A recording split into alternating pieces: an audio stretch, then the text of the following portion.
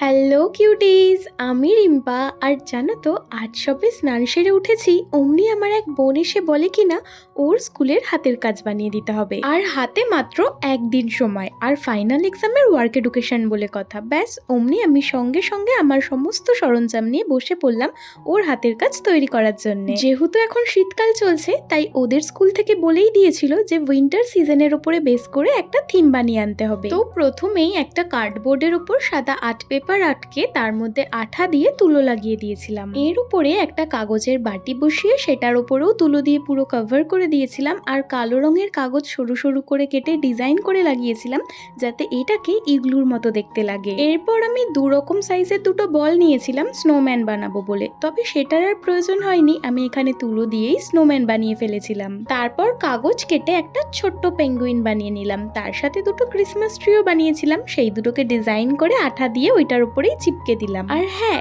ইগলুটার জন্য একটা ইয়েলো কালারের পেপার কেটে ইগলুর দরজা বানিয়ে দিয়েছিলাম। এরই মধ্যে মা গোপু সোনাকে নিয়ে এসে বলে, ওকে বসিয়ে দেখ তো কেমন লাগছে এখানে ওকে বসে। আচ্ছা, তোমরাই কমেন্ট করে জানাও ছোট্ট ইগলুর পাশে আমার ছোট্ট গোপু ভাইকে বসে কেমন লাগছে। লাস্টে কালারফুল সোলার বল অ্যাড করে হাতের কাজ আমার কমপ্লিট। আর তোমাদেরও ভালো লাগলে লাইক করে যেও।